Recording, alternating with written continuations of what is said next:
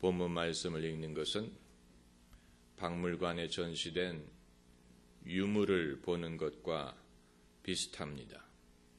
이 고려시대의 작이라든가 신라시대의 유품이라든가 청동기 시대의 이런 유물, 더 이상 사용하지 않지만 그럼에도 역사적인 이 의미와 가치가 있는 그런 하나님의 말씀을 두고 어떻게 그런 말을 할 수가 있다는 얘기냐?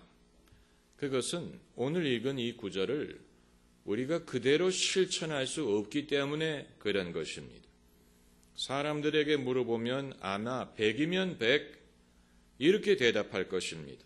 요즘 누가 이런 식으로 율법을 적용할 수 있습니까? 100이면 100 다 그렇게 대답을 할 것입니다. 우리가 이 말씀을 읽을 때 하나님의 의도를 충분히 이해할 수 있지만 그러나 오늘날 우리 사회에서는 이것을 그대로 실행할 수는 없습니다. 큰일 날 얘기입니다. 사회 규율로서의 유효기간이 지난 말씀이다 이렇게 볼 수밖에 없습니다. 그럼에도 불구하고 당시 하나님이 이 말씀을 통하여 이스라엘 백성에게 하고자 하시던 말씀은 오늘날 우리에게도 유효한 것입니다.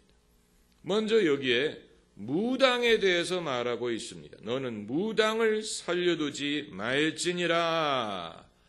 이스라엘 백성 중에도 무당이 있었다는 말이냐? 당연하지요. 무당이 사람, 민족을 비켜가는 것을 보셨습니까? 이스라엘 백성이라고 그런 것이 없을 리가 없습니다.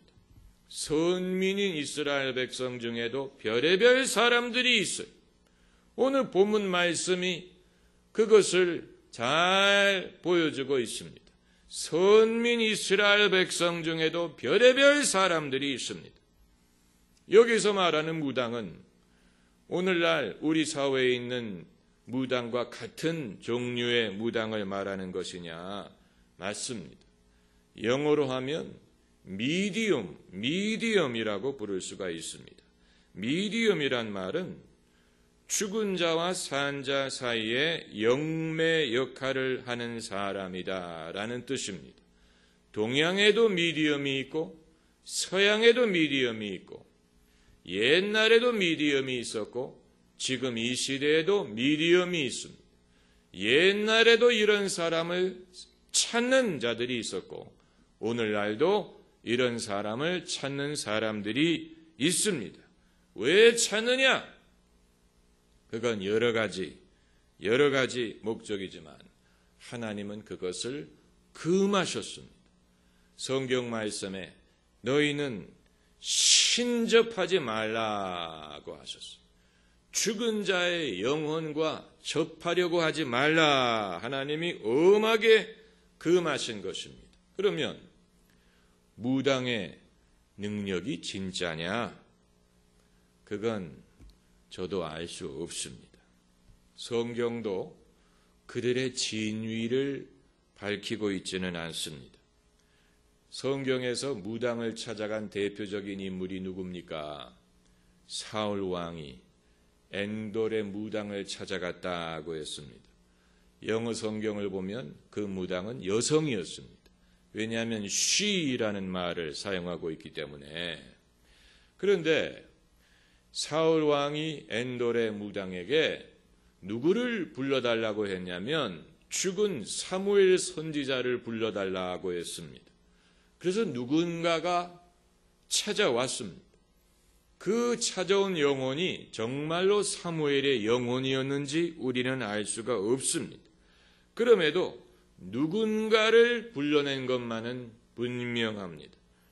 무당에게 무언가가 있기 때문에 하나님도 무당을 살려두지 말라고 명하지 않았겠습니까? 만일 그게 아니고 무당이 가짜에 불과하다면 이스라엘 백성은 그들을 무시해버리고 말았을 것입니다. 사기꾼에 불과하다면 무시해버렸을 텐데 그들에게 무언가가 있기 때문에 하나님이 금하신 것입니다. 아주 극단적인 처벌을 명하신 것입니다. 그러면 어떻게 해서 어떤 사람들은 이런 신령한 능력을 받게 되었다는 말이냐?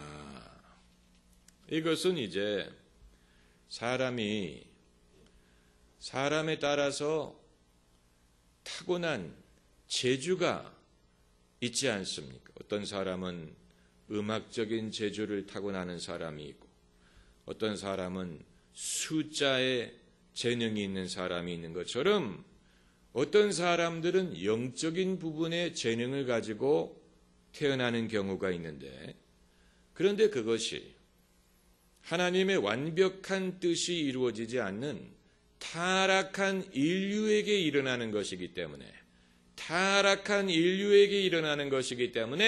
하나님이 원하시지 않지만 어떤 사람들이 영적인 재능을 가지고 태어날 경우에 그 영적인 재능을 영의 세계를 접하는 데에 사용할 수가 있습니다. 이건 왜곡된 것입니다. 하나님이 원치 않으신 것이지만 타락한 인류에게 일어나는 일이기 때문에 하나님이 원치 않는 그런 방향에서도 어떤 사람들이 능력을 가질 수가 있습니다. 그러면 정말로 죽은 자의 영혼과 교통할 수 있다는 얘기냐? 그건 아니라고 봅니다. 예수님의 말씀 중에 이 거지 나사로와 부자의 비유를 보면 부자든 나사로든 죽은 후에 산자의 세계를 마음대로 접할 수 없다, 이런 말씀이 나옵니다. 만약에 부자가 살아있는 형제들을 연락할 수 있는 능력이 있었다면 그렇게 했을 것입니다. 그러나 본인이 그럴 능력이 없었기 때문에 아브라함에게 대신 부탁하는 장면이 나옵니다. 이것은 죽은 자가 산자의 세계를 마음대로 접할 수 없다는 것을 보여주는 것입니다. 그러면 무당이 불러내는 영혼은 누구냐? 자꾸만 영혼을 불러대면 누군가는 대답을 하지 않겠습니까? 자꾸만 불러대면 누군가는 대답을 합니다. 죽은 자의 흉내를 내서. 이것이 무속신앙과 성경이 견해를 달리하는 것입니다. 무속신앙에서는 죽은 자를 불러낸다고 말하지만 성경은 죽은 자가 그렇게 불러낸다고 올 수 있는 것이 아니다. 사람이 한 번 죽는 것은 정한 것이요, 그 다음에는 심판이 있다고 했습니다. 그렇기 때문에 죽은 자의 영혼이 누가 부른다고 그런 식으로 아무개야 놀자 한다고 나올 수 있는 것이 아닙니다. 영의 세계에서 우리는 하나님의 영 이외에는 아무것도 부르면 안 됩니다. 소위 인보케이션을 하면 안 됩니다. 이게 소위 초혼이란 말입니다. 무속신앙에서 사용하는 언어입니다. 초혼, 혼을 초청한다 하는 말인데, 그리스도인은 하나님의 영, 성령 이외에는 어느 누구도 초청하면 안 됩니다. 어느 누구도 부르면 안 됩니다. 재미로라도 부르면 안 됩니다. 이 젊은이들이 재미로 위지보드 같은 거 하는 사람들이 있어요. 위지보드는 영을 불러내가지고 대화하려고 하는 이 보드입니다. 거기에 yes, no, 숫자와 알파벳이 있는데 이 영이 손을 움직여가지고 그 숫자를 가리킨다고 하지 않습니까? 이건 굉장히 위험한 것입니다. 굉장히 위험한 것입니다. 재미로라도 그런 것을 하면 안 됩니다. 왜냐하면 성령 이외에 다른 영을 부르면 누군가가 대답을 할 수 있습니다. 악령이 대답합니다. 예수님 말씀에 마귀는 거짓말하는 자요 거짓의 아비니라고 하셨습니다. The devil is a liar and the father of lies. 거짓말하는 것뿐만이 아니고 거짓의 아비라고 했습니다. 그렇기 때문에 악령들은 진리를 말하는 것 같지만 거짓을 말합니다. 그렇기 때문에 하나님의 영, 성령은 진리의 영이지만 그 이외의 사람에게 접근하는 영은 거짓의 영이, 거짓 선지자, 미혹의 영입니다. 사람을 미혹하는 것뿐만이 아니고 사람의 영혼이 위태한 지경에 빠지도록 사람을 속일 수가 있습니다. 그렇기 때문에 여러분도 이런 일을 하면 안 되고 재미로라도 점장이를 찾아가면 안 됩니다. 재미로라도 오늘의 운세 같은 것을 보려고 하면 안 됩니다. 재미로라도 가로, 점 같은 거 보면 안 됩니다. 분명한 예수 믿는 사람은 점쟁이 찾아가면 안 되고 무당 찾아가면 안 되고 구슬하면 안 되고 하나님의 영, 성령과 성경 말씀 이외에 하나님은 영이시니 그를 예배하는 자가 신령과 진정으로 예배할지니라고 했습니다. 신령으로만 예배한다고 하지 않으셨습니다. 신령과 진정, 진리, in spirit and in truth. 영적인 면이 있어야 되지만 진리에 의거한, 진리에 근거한 영적인 예배여야지. 그게 아니고 영적인 면을 강조하다가 진리를 떠나가게 되면 거짓의 영이 사람을 미혹합니다. 신령한 은사를 우리가 믿고 사모하지만 그건 어디까지나 진리에 기초한 다음에 하는 것이지 진리의 바탕이 분명하지 않은 상황에서 영적인 것만을 쫓아가다가 이단에 빠지고 사이비에 빠지는 사람을 많이 보았습니다. 한국인들에게는 이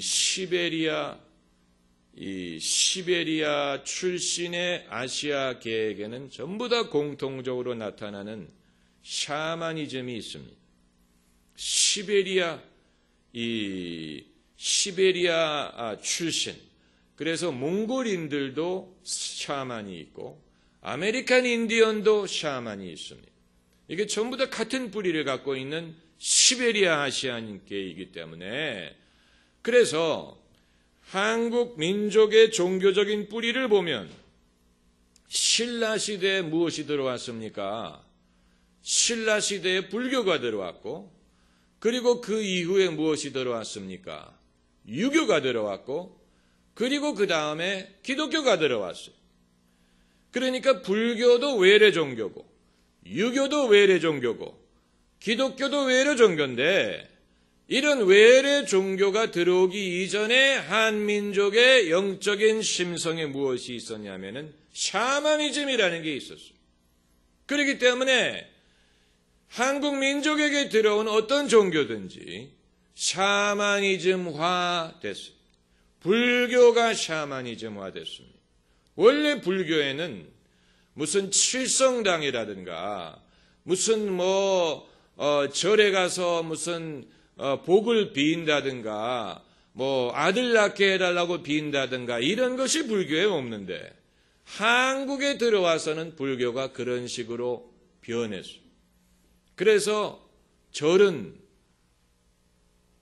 부녀자들이 찾아가서 소원을 빌고 복을 비는 곳으로 변질됐습니다. 샤머니즘화 됐습니다. 유교도 마찬가지. 한국의 유교 제사처럼 죽은 자의 영을 초원해서 음식을 대접하고 마치 죽은 자에게 예배를 드리는 식으로 그것을 부모님의 묘자리든 무슨 이런 것을 잘해야 후손들이 복을 받는다 이런 식으로 복과 또 기륭화복과 연결시키는 민족이 없습니다. 유교도 샤머니즘화 됐지요. 당연히 기독교도 한국인들이 내버려둘 리가 없습니다. 기독교도 한국에 들어와서 급속도로 샤머니즘화 됐습니다. 그래서 산에 있는 기도원은 사람들이 복 받으려고, 병에서 나으려고 가서 비는 장소가 되어버렸습니다. 사람들이 기도원에서 예배드리는 방식과 교회에서 예배드리는 방식이 다릅니다. 기도원은 훨씬 더 샤머니즘적이고, 훨씬 더 그러한 신앙을 부추기고 장려합니다. 우리의 심성에 있는 이 샤머니즘의 뿌리를 우리가 알고, 이 그리스도 예수 안에 있는 자는 새로운 피조물이라, 이전 것은 지나갔으니 보라 새 것이 되었도다. 이런 새로운 피조물의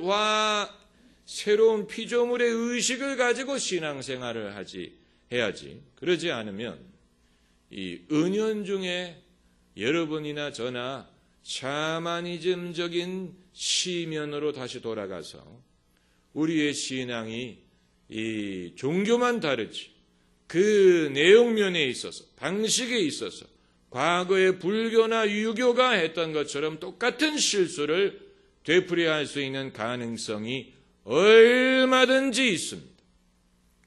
그런데 이러한 위험은 미지근하게 신앙생활하는 사람에게는 발생하지 않습니다. 열심히 신앙생활을 하려고 하는 사람들에게 일어납니다. 그게 무슨 일이에요? 차라리 미지근하고 신앙에 열심이 없는 사람은 그런 위험이 없습니다. 잘 믿으려고 하는 사람들에게 이러한 위험이 따릅니다. 열심히 믿기도 하고 열심히 믿으려고 하는 사람들에게 이러한 위험이 있습니다. 그렇기 때문에 만일 여러분이 신앙생활에 조금 열심을 내려고 하는 시점에 누가 찾아와서 집사님, 내가 아주 용한 권사님이 이 성도들 모아놓고 이 강남에 잘 나가는 이 사모님들 모셔놓고 성경 공부 가르치는 데 있는데 가서 기도받지 않으려? 이런 거 할 때 여러분 사탄아 물러가라 이래야지. 하필이면 여러분이 신앙생활을 열심히 하려고 할 때 그런 사람이 나타날까? 이건 하나님이 인도한 것이다. 아닙니다. 사람이 선한 뜻을 품고 선한 일을 행하려고 할 때 미혹하는 자가 나타납니다. 예수님이 요단강에서 세례를 받으시고 성령을 받으시고 곧 빈들에서 마귀에게 시험을 받으신 것처럼 또 아담과 하와가 하나님이 만들어주신 그 에덴 동산에서 하나님이 모든 것을 먹되 선악을 알게 하는 나무의 열매는 먹지 말지어다 라고 명하신 후에 곧 뱀이 하와에게 찾아와서 하나님이 너에게 이 열매를 먹지 말라고 하시더냐 꾀인 것처럼. 여러분 용한 사람은 없어요.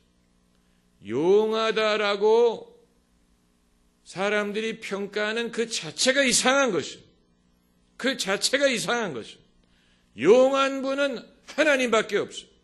하나님이 용하지 사람이 용한 그런 것을 쫓아가려는 마음이 있는 것은 우리 모두에게 무당기가 남아있다는 얘기입니다. 무당기. 한국 사람들이 싫어하는 단어입니다. 무당기. 섬뜩하게 생각하는데 우리 모두가 한민족인 하는 그 기질이 남아있다는 사실을 인식해야 됩니다. 조상 대대로 우상을 섬겼기 때문에 조상 대대로 우리가 우리 조상을 모르잖아요. 3대, 4대, 5대, 6대, 7대, 10대, 20대, 30대 우리 조상들이 어디서 뭐라고 살았는지 모르죠. 그러나 조상 대대로 샤머니즘을 섬겼어요. 우리의 피 속에 그것이 있어요. 그렇기 때문에 그리스도 예수 안에 있는 자는 새로운 피조물이라. 우리가 새로운 피조물 되었다는 사실을 늘 염두에 두고 성령이 우리를 새롭게 하시고 하나님의 말씀으로 우리의 마음이 새롭게 되고 그리고 분별하는 지혜를 얻어야 됩니다. 할렐루야. 분별하는 지혜. 영적인 세계와 영적인 현상에 관심이 있는 사람은 분별력부터 배워야 됩니다. 분별력.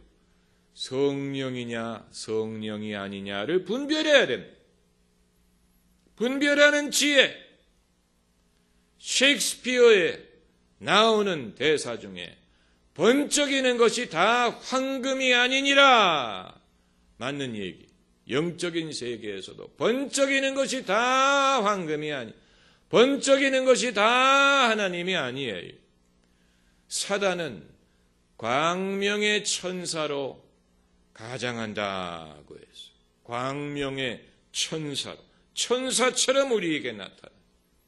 천사처럼 나타나요. 마귀가 나타날 때 뿔이 나고 삼지창을 들고 무서운 모양으로 나타나면 누가 속겠습니까? 마귀는 천사처럼 가장해서 우리에게 나타나요.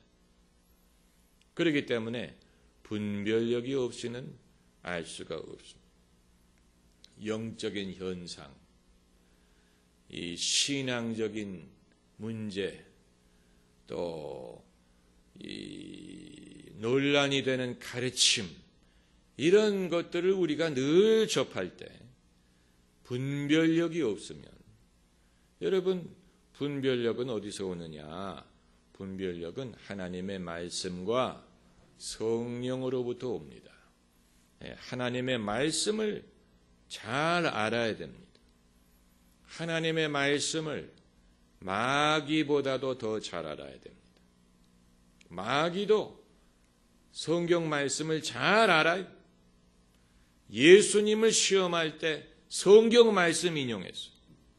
마귀도 성경 말씀을 안다는 얘기예요. 다만 마귀는 성령이 없기 때문에 자기가 스스로 깨닫지는 못할 것으로 봅니다. 그리스도인들이 성령이 있기 때문에 깨달을 수가 있죠. 그렇기 때문에 우리는 성경을 잘 알아야 되고, 그리고 성령의 9가지 은사 중에 하나가 뭡니까? 영분별의 은사. discernment, distinguish. 영적으로 분별할 수 있어야 됩니다. 이건 신비한 역사입니다. 이게 반드시 내가 이성적으로 이 판단을 해야만 옳은 것과 그른 것을 분별하는 게 아니고, 이 직감적으로, 영적으로, 이 영적인 느낌으로 마음에 평강이 있느냐, 마음에 안정감이 있느냐, 아니면 불안하냐, 마음에 불안한 마음이 드느냐, 이 깨름직한 마음이 드느냐, 이런 것을 가지고 직감적인 그런 방법으로 이 성령과 악령을 분별할 수 있습니다. 영적인 지도자가 되고자 하는 사람은 크고 작고를 떠나서 영적인 지도자가 되려고 하는 사람은 영적인 분별력을 가져야 됩니다. 영적인 분별력. 나는 영적인 분별력이 별로 크지 않은 것 같은데 어떻게 하면 좋습니까? 서두르지 않으면 실수가 줄어듭니다. 영적인 면, 신앙적인 것에 대하여 서두르지 않으면 실수의 확률이 줄어듭니다. 이건 이제 별개의 주제입니다만은, 그러면 이런 무당기를 갖고 태어난 사람은 어떻게 하라는 얘기냐? 정말로 사람들이 무당기를 갖고 태어나는지에 대해서는 확실하지 않습니다. 이 무속신앙에서는 소위 무병이라는 것을 말합니다. 무병은 뭐냐? 사람이 주로 여자가, 남자에게도 일어나는 일이지만 주로 여자가 이제 어떤 병을 앓는데 자기의 주관적인 생각에 이 병은 어떤, 이 저녁 시간에 좀 기분 나쁜 얘기입니다만은, 이 병은 어떤 귀신이 나에게 주는 것인데 내가 이 귀신을 주인으로 섬기기 전에는 이 병이 낫지 않을 것처럼 생각을 하는 것이 무병입니다. 왜 사람들이 무당이 되느냐? 무병을 알아서 이 귀신이, 내가 이 귀신을 섬기기 전에는 병이 낫지 않는다라고 판단을 하고 그 귀신을 섬기기로 해서 내림굿을 받으면 그 사람은 그때부터 이제 그 강신무당이 됩니다. 목사가 되려면 이런 것을 잘 알아야 됩니다. 영적인 것이기 때문에 학습무당이 있고 강신무당이 있는데, 학습무당은 판소리 배우는 것처럼 이런 것을 배워가지고 무당이 되는 사람이고, 강신무당은 강권적으로 귀신이 그에게 임해서 무당이 되는 사람이에요. 그래서 이런 여성들은 자기의 팔자를 기구하다고 여기고, 팔자가 기구해서 내가 이 귀신을 섬길 수밖에 없게 되었다, 이제 이런 식으로 자기의 팔자로 생각하고 무당으로 살아갑니다. 그러나 이걸 팔자라고 생각하면 안 됩니다. 이런 기구한 과거가 있었지만 그럼에도 불구하고 예수님을 믿고 예수님의 이름으로 이 기구한 팔자에서 벗어난 사람들이 많이 있습니다. 그렇기 때문에 이런 입장에 있는 사람은 오히려 더 예수님을 믿어야 됩니다. 왜냐하면 예수님 이외에는 이러한 귀신을 내쫓을 수 있는 권세가 없기 때문에 그래요. 그렇기 때문에 이런 기구한 입장에 있는 사람일수록 더 예수님을 믿고 예수님의 도움을 의지해서 지금까지는 자기의 팔자라고 생각을 하고 운명이라고 생각하고 거기에 순응했지만 이제는 예수님의 이름으로 예수님의 권세를 의지해서 더 이상 그 귀신을 섬기지 않고 예수님으로 내쫓고 그리고 자신의 죄를 회개하고 예수님의 보혈로 씻음을 받고 성령의 능력을 의지하면 얼마든지 변화할 수 있습니다. 얼마든지 변화할 수 있습니다. 이 무당기라는 것이 불가항력적인 것이 아닙니다. 그걸 분명히 알아야 됩니다. 그리고 이제 그 다음 절, 짐승과 행음하는 자는 반드시 죽일지니라. 이것은 무당에 대한 규례보다도 더 극단적입니다. 무당에 대해서는 무당을 살려두지 말라고 했지만 짐승과 행음하는 자는 반드시 죽일지니라고 했습니다. 불쾌한 주제입니다마는 성경이 말하고 있는 얘기입니다. 세상에 누가 왜 짐승과 행음을 하겠느냐. 그러나 세상에 그런 사람이 있기 때문에 이런 성경 구절이 있는 것입니다. 아까 말씀드렸죠. 세상에는 별의별 사람들이 많아.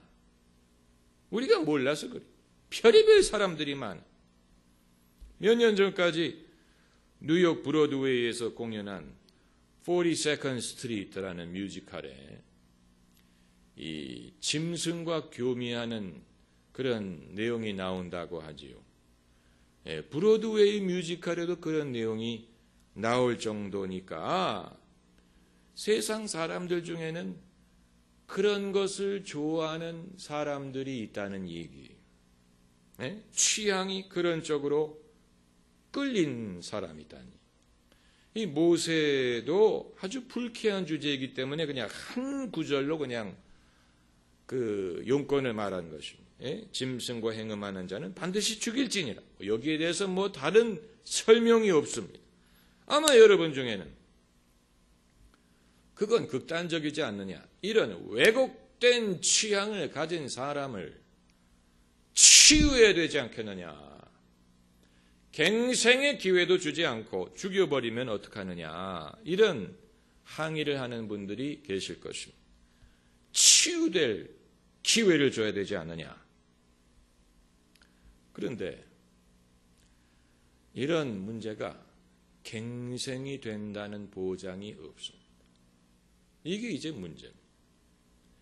갱생이 된다는 성경 구절에 이러한 병적인 본능이 변화된다는 성경 구절을 찾아볼 수 없습니다. 이것이 교육이나 상담이나 치료를 통해서 변화된다는 보장이 없습니다. 적어도 구약 성경은 그런 사람들의 갱생을 말하고 있지 않습니다. 그렇기 때문에 만일 그들이 갱생될 수 있다면, 변화할 수 있다면 그것을 지시했을 것입니다. 그러나 오늘 본문이 이와 같은 극단적인 처방을 명하고 있는 것은 그들이 변화될 가능성이 없다는 것을 시사하고 있는 것입니다. 여러분, 사람이 갖고 있는 문제 중에 갱생이 가능한 것들도 있습니다. 알코올 중독이라든가 마약 중독이라든가 또 분노의 문제라든가 무슨 쇼핑 중독이라든가 무슨 충동적인 절도라든가 사람들이 갖고 있는 그런 문제 중에 치유가 될 수 있는 부분도 있습니다. 포드 대통령의 부인 베티 포드 여사가 약물 중독자였지요. 그래서 자신이 그 경험을 했기 때문에 비슷한 중독 문제가 있는 사람들을 치유하기 위한 베티 포드 치유센터를 만들지 않았습니까? 또 유명한 가수 에릭 클랩턴도 마약 중독의 문제가 있었기 때문에 자기와 같은 입장에 있는 사람들을 돕기 위하여 이 갱생 센터를 세웠습니다. 이런 문제를 가진 사람들이 변할 수 있다는 가능성을 보여주는 것입니다. 그러나 오늘 본문이 말하고 있는 이런 문제는 이건 경우가 다릅니다.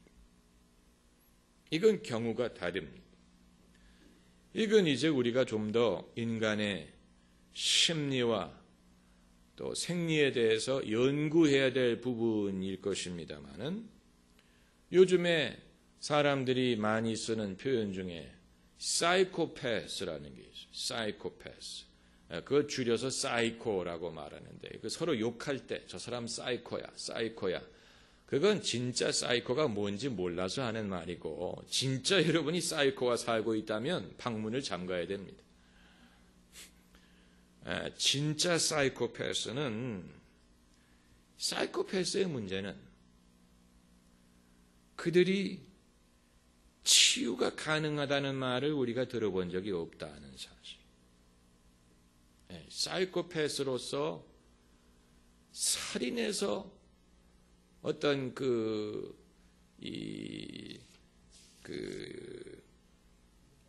어떤 즐거움을 얻는다든가 아니면 성폭행을 통해서 즐거움을 얻는다든가 유아들을 성폭행함으로써 즐거움을 얻는다든가 이런 사이코패스의 기질을 갖고 있는 사람들이 변화했다는 증거를 우리가 접한 적이 없습니다. 그렇기 때문에 오늘날 우리 사회에서도 성범죄자들을 어떻게 합니까? 팔찌를 채우죠. 전자팔찌를 채웁니다. 그 이유는 이런 사람들이 변한다는 증거가 없고 언제 이들이 또 충동을 받아서 사람들에게 어떤 짓을 할지 모르기 때문에 이들을 영원히 감옥에 가둬놓을 수도 없고 이제 감옥에서 출소한 다음에 전자팔찌를 채워놓아서 항상 그들이 어디 있는지를 알아야 된다. 그게 전자팔찌를 채워놓는 이유입니다. 다시 말하면 이들의 이웃이 항상 위험에 노출되어 있다는 얘기입니다. 항상 위험에 노출되어 있다는 얘기.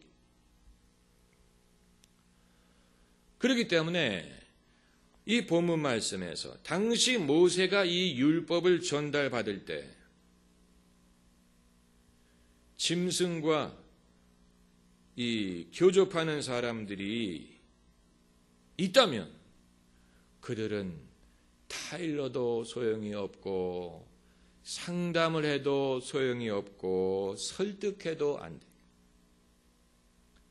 여기에서 이제 우리가 그럼 신앙이 소용이 없다는 말이냐 이런 질문을 할 수 있습니다. 기도도 소용이 없다는 얘기냐? 하나님도 어떻게 할 수 없다는 얘기냐? 하나님도 이런 사람들을 바꿀 수 없다는 얘기냐? 여기서 이제 우리가 인간의 구원과 인간의 변화의 차이점을 말해야 됩니다. 인간의 영혼을 구원하는 일에 있어서는 하나님에게 불가능한 일이 없습니다. 예수님 말씀에 사람으로서는 할 수 없으나 하나님으로서는 다 할 수 있느니라. 이 말씀은 인간의 영혼의 구원에 대한 말씀입니다.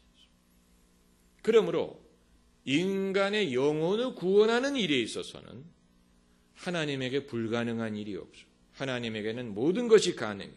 그러나 인간의 행위를 변화시키는 데 있어서는 하나님도 할 수 없는 게 있어요. 어떻게 그걸 아느냐? 만약에 하나님이 인간의 변화를 바꿀 수 있었다면 노아의 홍수는 필요하지 않았을 것입니다. 아나니아와 삽비라를 심판할 필요가 없었을 것입니다.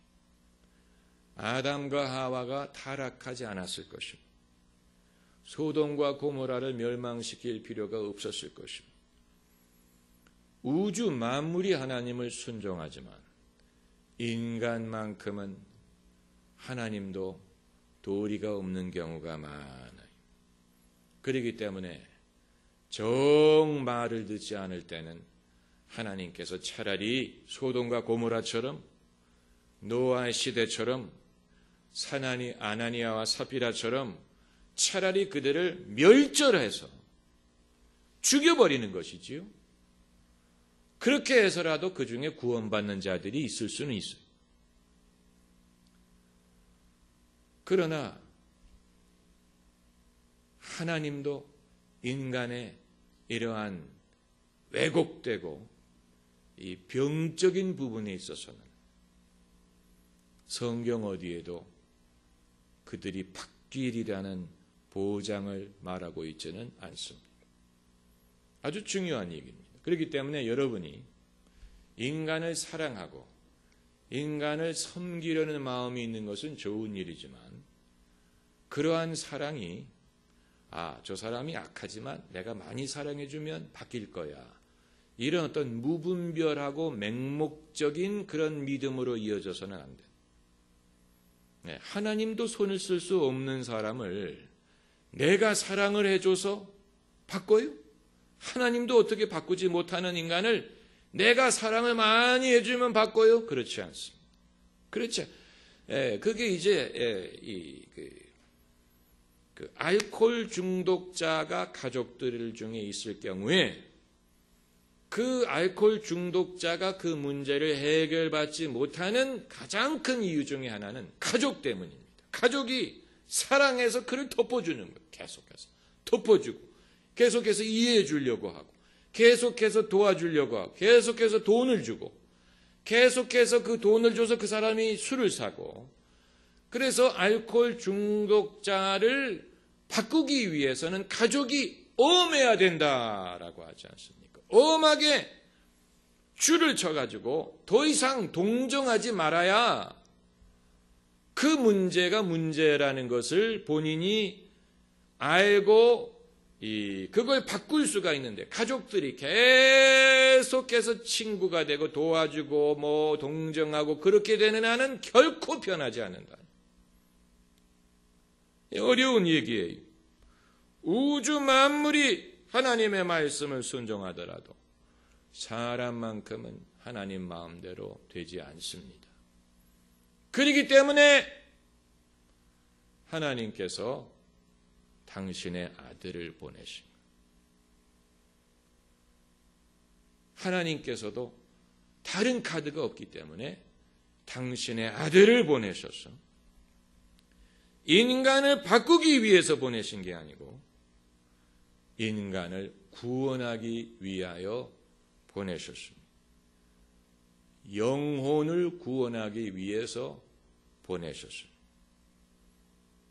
종교가, 신앙이 윤리보다도 더 높은 차원에 있는 이유가 바로 여기에 있는 것입니다.